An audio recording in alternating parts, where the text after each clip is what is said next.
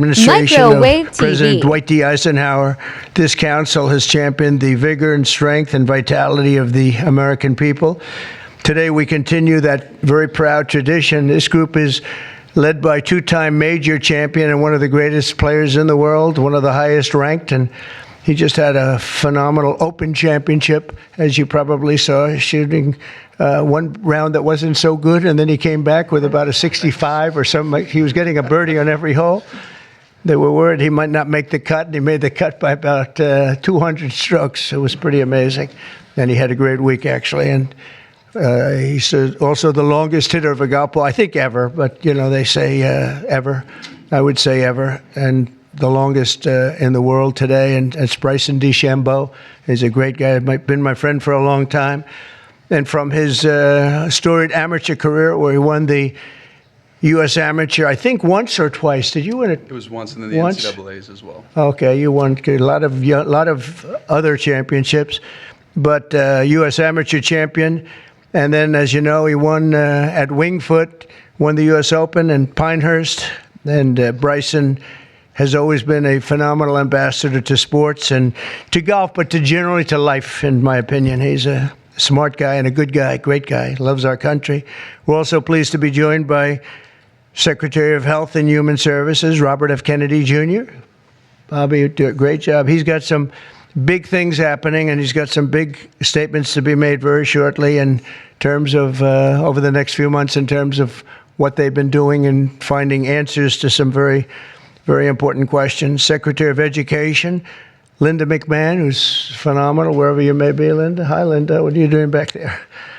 And look, you've been reading about her exploits and the job that she's been doing, and we're very proud of her. Council Executive Director, Catherine Granito. Thank you very much. Thank you. Great job. And several other new members of the council, including J.D. is here, our fantastic Vice President, and Scott Bessent, and we're making a lot of deals. We're making deals for trillions and trillions. Nobody's ever seen anything quite like it. We just made a couple of others a little while ago. I don't know if you'd be interested right now. I won't even bother telling you. This is about sports and about health. One of the best defensive players ever, I think probably acknowledged to be the greatest defensive player in the history of the NFL, a friend of mine for a long time. Too long, right, Lawrence? Lawrence Taylor, he's an incredible guy. And just been my friend a long time, haven't we? Huh? Knew him forever. One of the most accurate kickers in NFL history, a young guy still. He can kick it long. I think I guess he's considered the best there is in the business, Harrison Butker. So, Harrison, where are you, Harrison? He's a handsome guy, by the way. It's usually not my thing, but he is a good-looking sucker. One of the truly greatest golfers ever to play on the LPGA Tour. A lot of people say the greatest female player ever, and a lot of people would say just one of the best players ever. She's phenomenal. I've played a lot of golf with Annika Sorenstam, and she's amazing. Just had an really storied career. Hall of Famer, easily a Hall of Famer, by the way, right at the top of the list. So it's great to have you with us, Annika, and say hello to the family. And then she was here not so long ago with Gary Player, where she got the Presidential Medal of Freedom, and so did he. He's won 168 tournaments and 18 majors, 9-9, and she's the same in terms of the women's game. But that was a great time. It was a great honor to give it to you. You really deserved it. It's the highest medal you can get outside of the Congressional Medal of Honor. That's the military version, and the other is the Presidential Medal, and you got it. So thank you very much. 14-time WWE World Champion, and he's a man who you're not going to mess around with. Even Bryson said, I think I'll take a pass on him, right? You're going to take. And he's another one who's been my friend for a long time. He's really an amazing athlete. Triple H. Here he is. Oh, that's still very strong. He's a strong guy. And it's great to have you. And you felt very strongly about this, about the council. 100%. Yep. Well, it's a great honor to have you. Offensive lineman, NFL, very respected, very smart. Cody Campbell. Thank you, Cody, very much. Thank you very much. In addition to the people here, we have other council members that want to just pay their respects. one of the greatest players and athletes ever. You could say when you look at records, there's probably nothing like it. Tiger and Jack.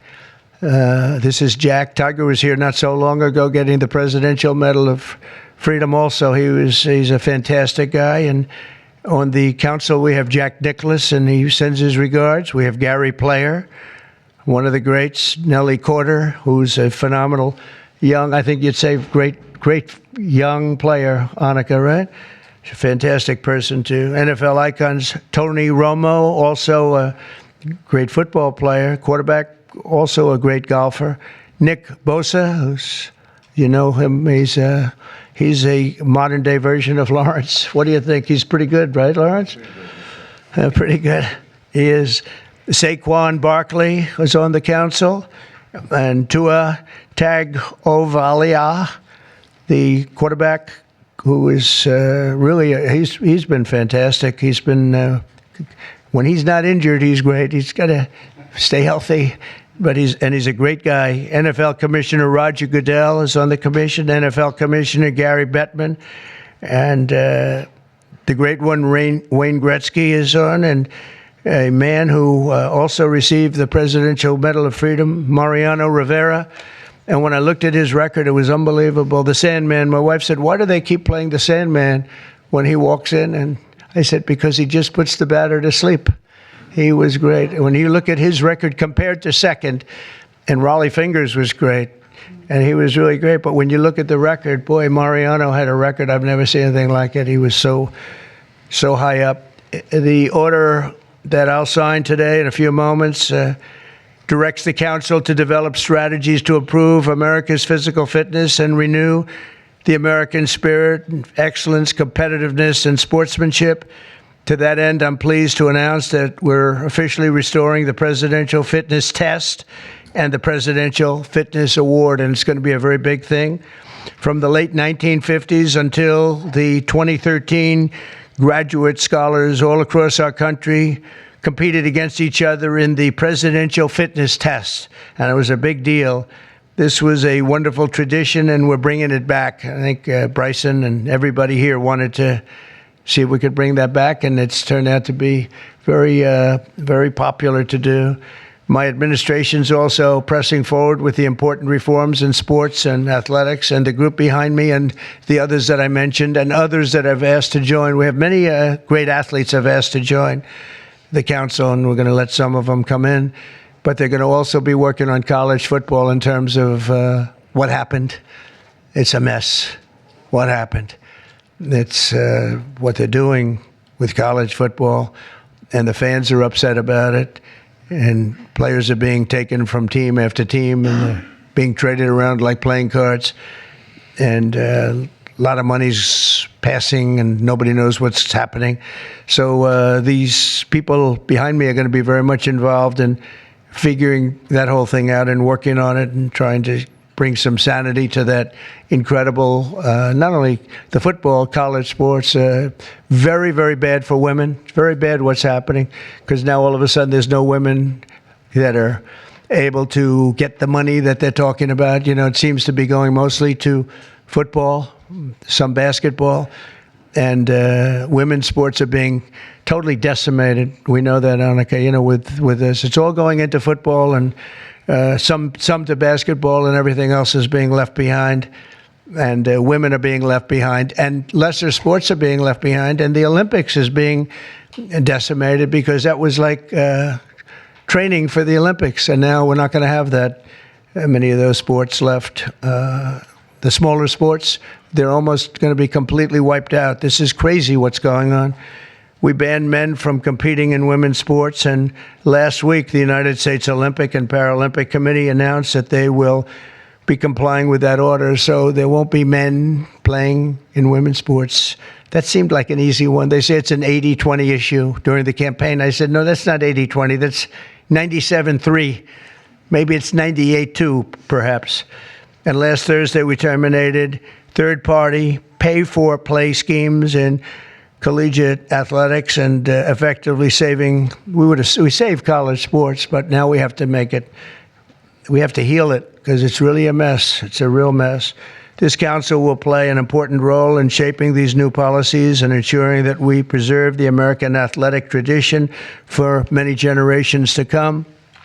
And in the years ahead, we'll have the chance to showcase our nation's athletic dominance in the world stage as we host the America 250. So we have America 250, and we have, it's going to be incredible, the Patriot Games. But we have the Ryder Cup, we have the President's Cup, we have the 2026 FIFA World Cup. So we have the World Cup here, we have the 2028 Olympics. So when they cheated on the election and they picked somebody that wasn't supposed to be there, I was very upset before that because I got the Olympics and I got the World Cup. I was the one that did it. I can't say I got America 250. It just happened to be 200. I'd like to take credit for that, but I don't think I'll be able to. But we have a big thing coming up. But I was very upset because I got them, and it was skipped an election season. And so it took place in the next term after the term that we were supposed to have. And I was extremely angry. And then when I won, I said, wait a minute, I think I just picked up the Olympics and I just picked up the World Cup. So it worked out sort of cool. But I want to again, thank everybody in the council. They want to work too. These are people that really, we only do it by request, and people, they want to work and they want to make things better. And I hope they can make college sports better. They can heal it. They can find a solution. It's not going to be that easy, but you have a lot of smart people. So I'd like to begin by introducing Bryson to say a few words, and then we'll have Triple H, and we'll have a couple of other people say something, and then I'm going to sign that good-looking couple of pieces of paper. And it means a lot. It's going to be a very important council, and thank you all for being here. Bryson, please. Thank you, everybody, for being here. And first off, I'd like to say thank you to President Trump and Vice President Vance for your support and this initiative and council. And to be honest, I never would have thought that this opportunity would have been here right at our doorstep. We have an opportunity at being the 70th anniversary of the President's Council on Sports, Fitness, and Nutrition to literally change the fabric of kids' lives. And our first initiative is to bring back and reignite the President's Fitness Test, and then also reestablish some key other metrics on guidelines around building some communities, and also, again, with the President's initiatives around college, we think we can help in that regard too. But we've got a great established council with us that we believe we can change the fabric of our communities and kids' livelihoods for the future generations that are to come. I can't thank you guys enough, and looking forward to making massive changes in kids' lives and in our America's future. Thank you. Thank you. Please. First of all, I'd like to say the same. Thank you to President Trump. Thank you for this honor. I'm humbled by it. I'm truly honored to be on this. Vice President Vance, thank you very much. Secretary Kennedy, truly appreciate all that everybody is doing for the health and wellness of the entire country. For me, since I was 14, this has been such an important part of my life. Health, fitness, sports, nutrition, all of it. I think learning that at a young age sets you up for success in life. And without it, you're at a lesser place for it. So I look forward to the opportunity to do this. I look forward to the opportunity to help make our youth healthy, help get them engaged in sports, and let them learn what it takes to be successful in life. So thank you very much for the honor. Thank you very much. Thank you. Thank you. Bobby, please. Thank you very much, Mr. President. In December of 1960, a month after he won the election, my uncle, who was about to be president, wrote an article for Sports Illustrated called The Soft American, and he was lamenting the fact that America had prided itself on its beef jerky toughness, and that we were losing that. We were falling behind the Europeans, we were falling behind other nations, and he was signaling with that article that he was going to make physical fitness of our kids the centerpiece of his administration.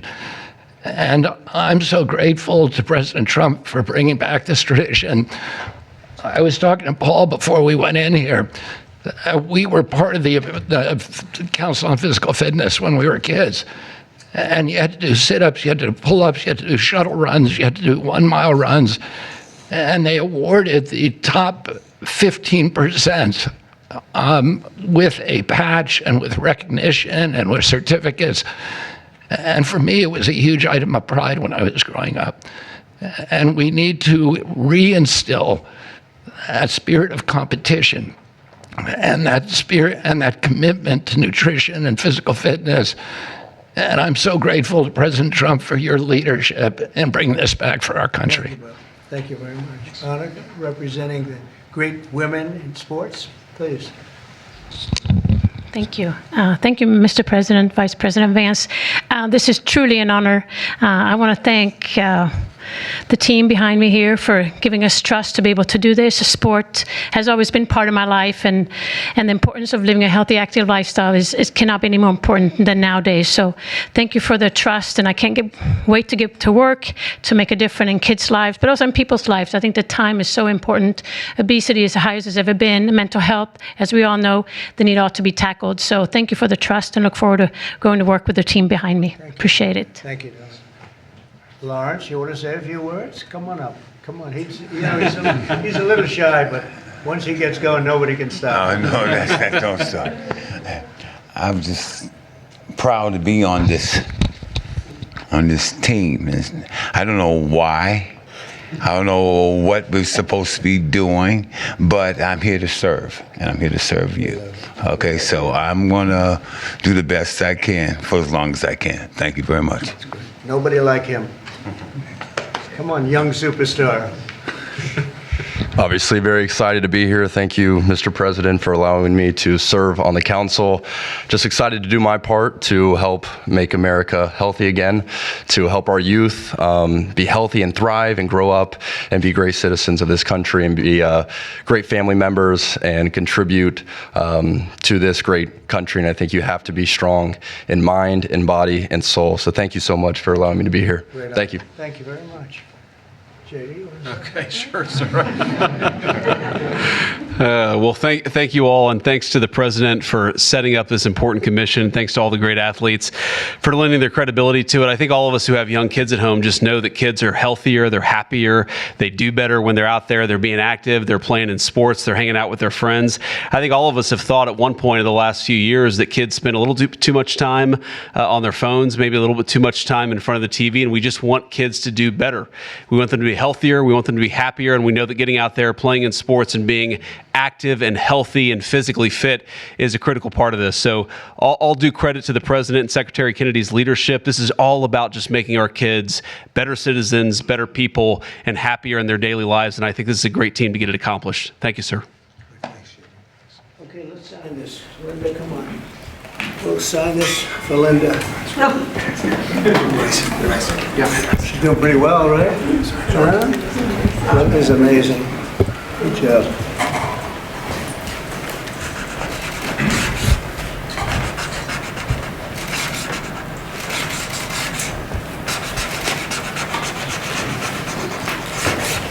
Okay, we got it. I think we're good.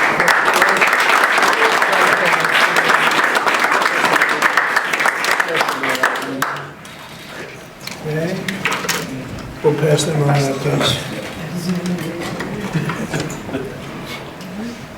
Okay, here you go. Thank you. Okay. That is not signed with an auto pen. There's no auto pen. We don't want auto pens in the White House. Okay? Any questions, please? About it? I think probably. Mr. President, what has sports meant to you?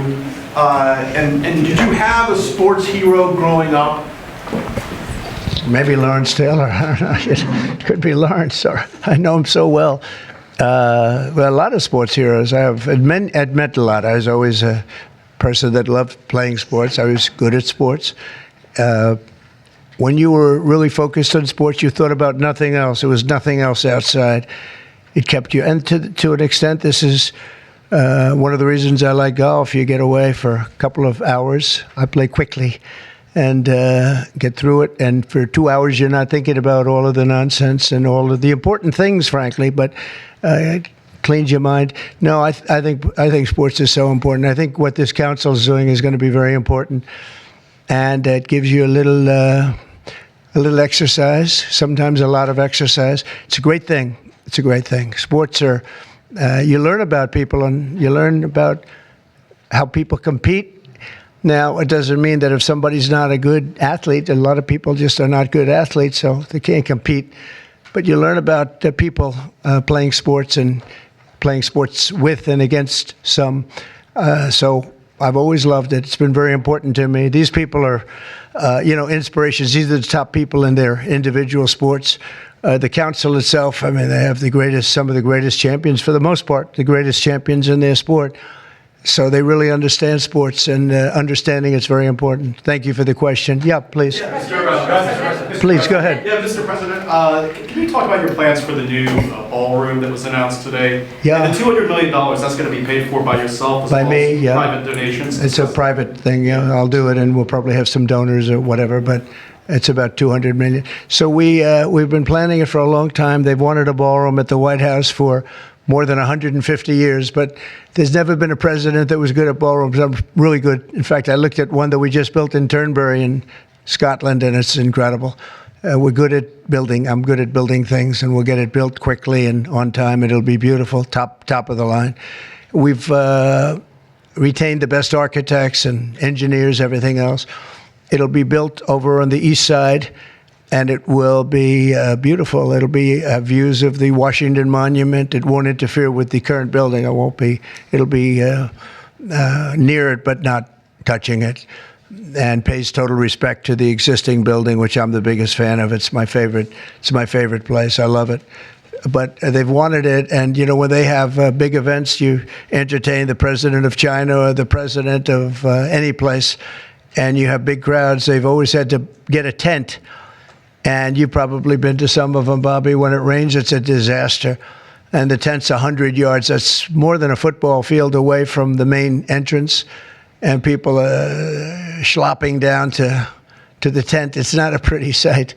The women with their lovely evening gowns, all of their hair all done, and they're a mess by the time they get. And they've always wanted to have it. And I said, in the first term, I said, if I get another shot at this, I'm going to do a ballroom. I was pretty busy in the first because I was running the country, and I was also fighting for survival with all of the lunatics I had to beat.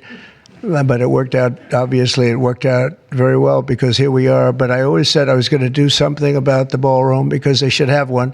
So we'll be leaving it. It'll be a great legacy project, and I think it'll be special. You saw some renderings of the initial.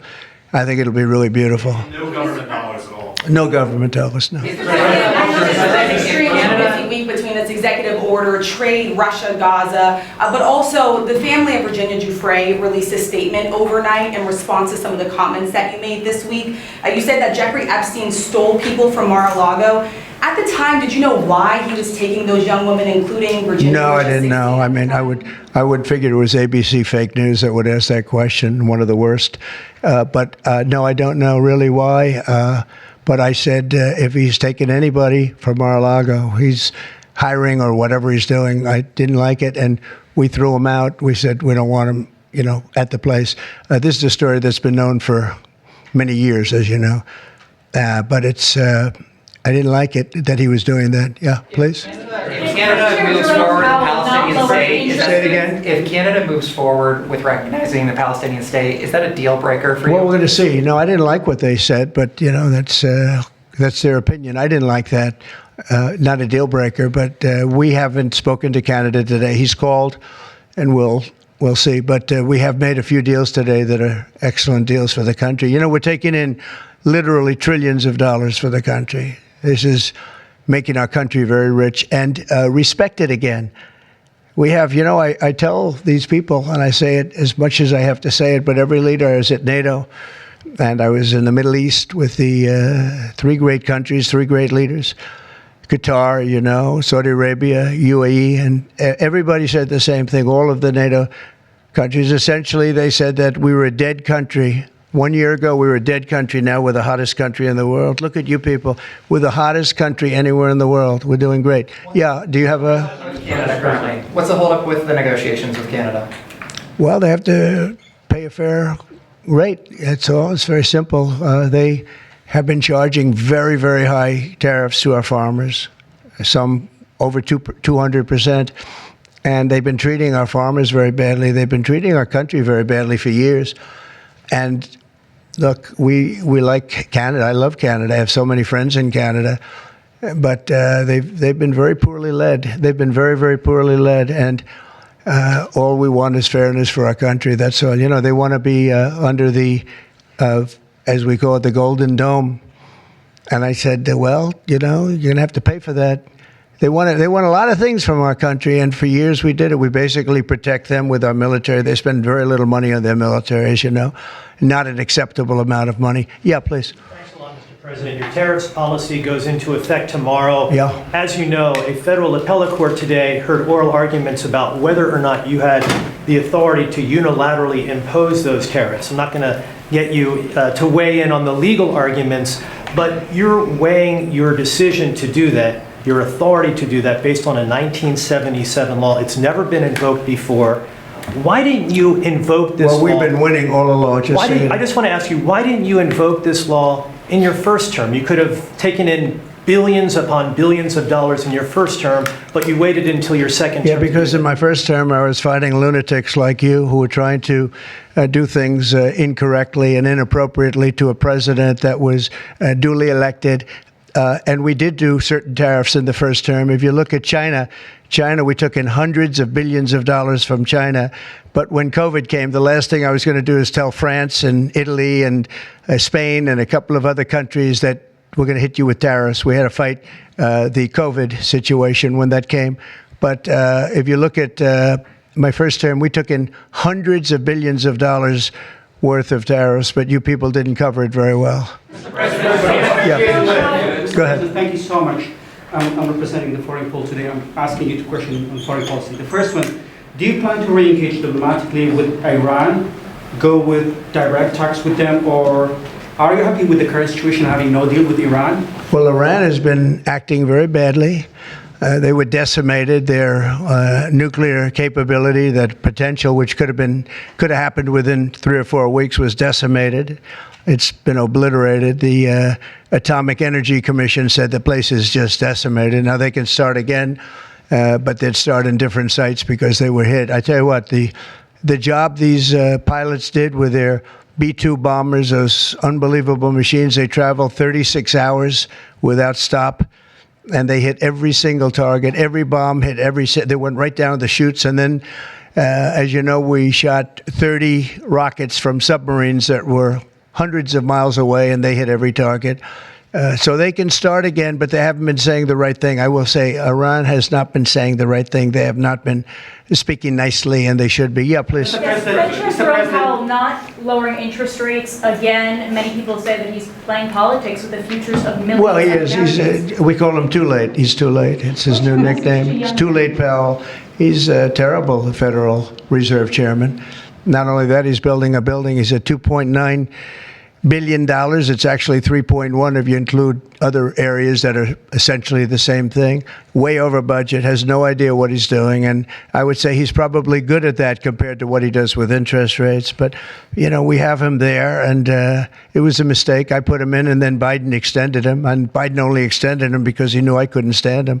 And that turned out to be not a good thing for Biden. Although he did lower interest rates just prior to the election.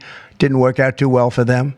But he did lower them pretty substantially just prior to the election. No, he's a political hack, not very good.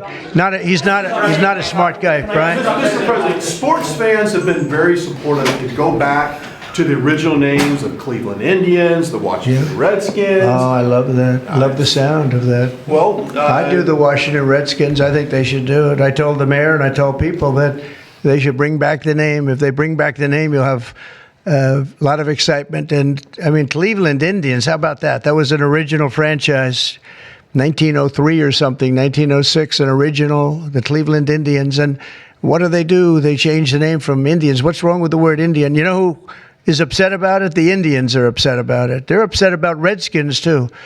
So Redskins, I guess you'd say it was a little bit lesser of a case, but people want to see the Redskins, and the Indians want to see the Redskins back. No, I recommend it. I was asked that question the other day. The Washington Redskins, it's a fabled franchise. and now I don't even know what the hell their last name is. What are they to Commanders or something? Is it Commanders? That's not a good name. About President Biden, sir. About President Biden, sir. May I ask you a question? Wait a minute. No, not you. You. Mr. President, Kamala Harris, as you know, is not running for governor of California. She's not going to do it. What do you see in her political future, sir? Well, she can't speak. She can't talk. She can't do an interview. I thought it was a very strange campaign that we had. But, you know, I had two of them. We were up by like this massive number of points on Biden, and they said, let's change to Kamala. Nobody knew who Kamala was. Nobody knew her last name, Harris. They said, we're going to get Vice President Harris. Everyone said, who the hell is Harris? They only knew her by the first name. But no, I thought she was a terrible candidate. Look, don't forget, she didn't really get the nomination. I mean, that whole nomination was strange. She was the first one out. You know, she took a good amount of points with her when she announced, but nobody knew her. And once they got to know her, she dropped out very shortly after she started. And she started with a pretty good, you know, she was like in second or third place. But I don't know. I mean, I wouldn't call her a skilled politician. Would you? She's also coming out with a book. Any plans to buy it? I don't know. I think I'm going to buy it. I'd love to see it. No. I'd find it. Look, I find everything in politics interesting. I sort of enjoy politics. She wasn't a skilled person. You know, you have skilled politicians, really skilled politicians, and then you have some that aren't. And she was put in a very tough position, I think. She did have a 6-week honeymoon. They were told me, the pros said, you know what, she's going to have a 6-week. And she did. She was like untouchable in terms of everybody thought great. But she didn't do any interviews or anything, which was strange. Not even friendly interviews with friendly reporters like her right there, a really friendly reporter. And you know what happened? People said, what's wrong with her? Why isn't she doing? She made a mistake. She should have done interviews. She didn't run a great campaign, but we beat Biden, and then we had to beat, nobody's beaten two. I had to beat two. That's like Dana White, the great Dana White has a fight, and he has a fighter that's getting the hell knocked out of him. They say, well, let's take him out and put somebody else in. Didn't seem fair to me at the time, but where are we? We're in the White House. So, I mean, you know, so it worked out. Mr. Very serious question here. Russia today hit Kyiv with missiles and drones, more than 100 people, kids. I think it's disgusting. Russia, I think it's disgusting what they're doing. I think it's disgusting. This is Biden's war. It's not my war. But I said if I get in, I'll try and get the thing stopped. But I think what Russia's doing is very sad. A lot of Russians are dying. You have a lot of Russians, more Russians are dying, but Russians are dying, Ukrainians are dying. You know, the United States isn't really involved in that war. It shouldn't be. And by the way, I made a deal with NATO where NATO pays us for everything that we send. We send them ammunition, missiles, etc.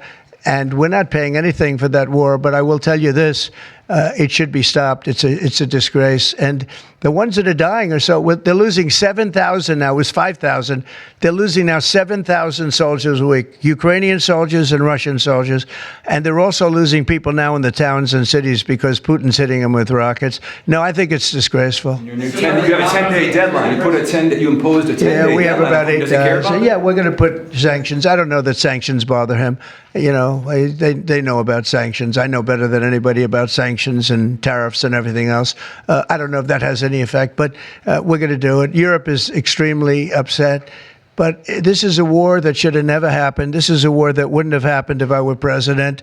And this is Biden's war. This was a stupid war to get into. Should have never gotten into this war. Steve Witkoff is traveling to Israel. Yeah, going to Israel, and then he's going to Russia, believe it or not. Representative Marjorie Taylor Greene has said that what is occurring there is a genocide. Do you agree? Oh, it's terrible what's occurring there, yeah. It's a terrible thing. People are very hungry. You know, the United States gave $60 million for food, and it's a shame because nobody, you know, I don't see the results of it. And we gave it to people that in theory are watching over it fairly closely. We wanted Israel to watch over it. Part of the problem is Hamas is taking the money and they're taking the food. But we gave $60 million a couple of weeks ago. Nobody said anything about it. Nobody said thank you. But I didn't need the thank you. I just wanted the people to get fed. and we're helping out financially with that situation. It's a terrible situation.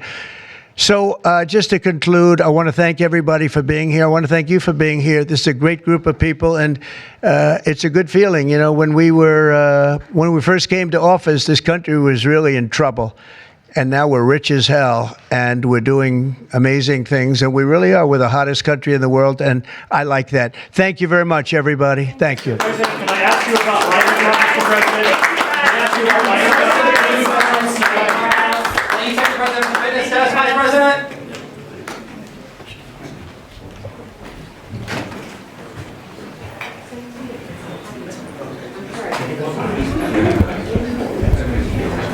All right, thanks, guys.